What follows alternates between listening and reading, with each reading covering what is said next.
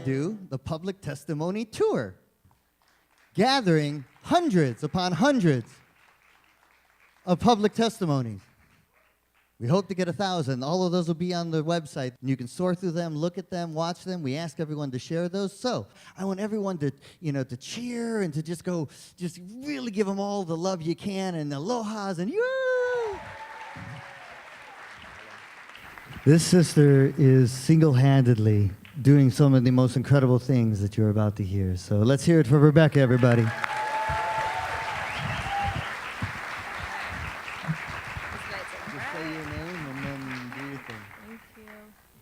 Aloha, no, it's wonderful to be here with all of you. It's a little nerve-wracking for me to speak, so if I look at my phone, it's just to kind of keep track. I also was just asked to speak briefly. For those of you that don't know me, I have the honor of working with 42 schools throughout Maui, Molokai, and Lanai. And thank you. And my job has been to connect the children back to the land and back to the food and back to the wisdom that lives and grows there. And thank you. And so it has been quite an amazing process to work with all of these children and to watch the way that they learn from this land, connect with this land, watching them reach their hands deep into that soil and touching back into their ancestors' past, into that deep wisdom that lies there. And the last thing I want to think about when I watch them reach their hands into that soil is about these 80 pesticide combinations and things like this. It's a sacred moment for them. And so there's these moments that through working with them over and over again, they call me auntie. And I don't take that lightly. And so when I watch them single file into line, going into the lunchroom to be fed this food that is this genetic roulette, there's moments that I want to pull the fire alarm and let them out of there. And there's moments right now for me where I work also mostly right now with the lowest income communities. And as much as I want to share with them to learn about boycotts and, talking about the reason why organic food is so much better for them and eating responsibly. In my heart of hearts, I know that their only responsibility for that day is to quiet the growling in the bellies of their children and to figure out how they can make a bag of ramen feed a family of 4.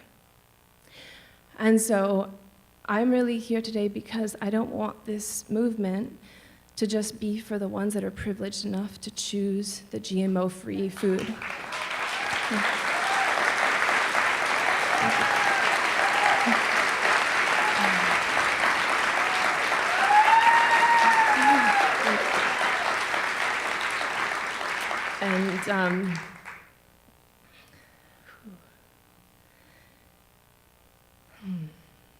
And so really on behalf of all of the children that have never had that privilege of eating a piece of fruit that doesn't have pesticides on it, on behalf of all the children that are going to these schools, and on behalf of all the children that are trying to learn a new way, that are trying to listen to that ancient wisdom of the land, I thank you all for being here. I thank you all for petitioning, for standing outside of stores day after day after day. You guys have inspired me. And as I've worked with these kids, I've checked as soon as I get home to see what's been happening, and I'm just so deeply inspired by this movement.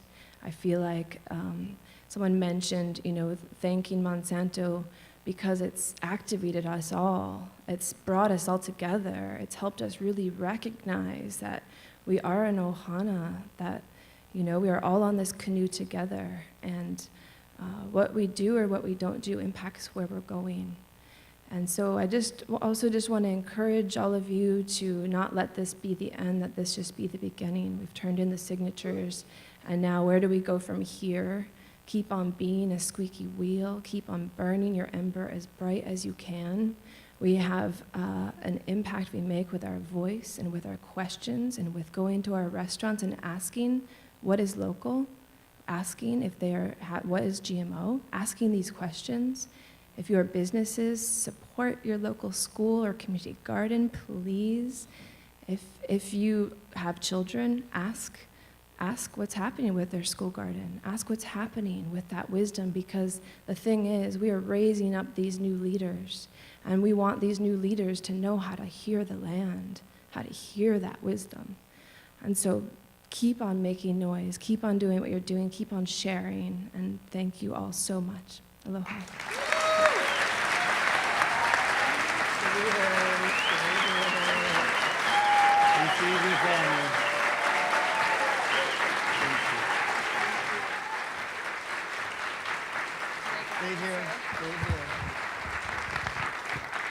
I want to share something that Rebecca would be too proud to share with you. When she began this program, helping all these schools and working in the inner cities, they had grants that were funding them. And unfortunately, those grants dried up. So instead of abandoning the children, she and one other sister have been maintaining the program out of their own pockets, taking care of all these children. I know. I mean, one day, yeah.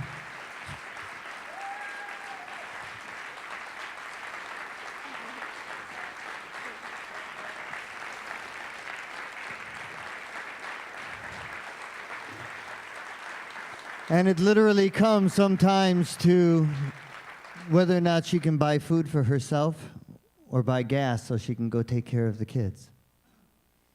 So Shaka Movement is about to start doing some crowdfunding, and we've set aside in that crowdfunding in our budget to provide at least $60,000 for her and several other people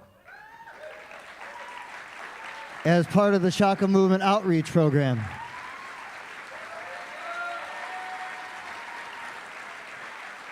So,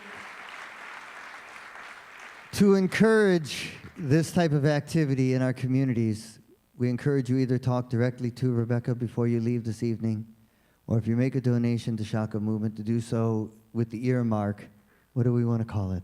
The Children Fund? Yeah, call it the Children Outreach Fund. So that, I mean, she's doing it, guys. I mean, literally, for over a year now, out of her car, you know, struggling to keep it alive, to take care of these beautiful people. So thank you so much, Rebecca, and God bless you.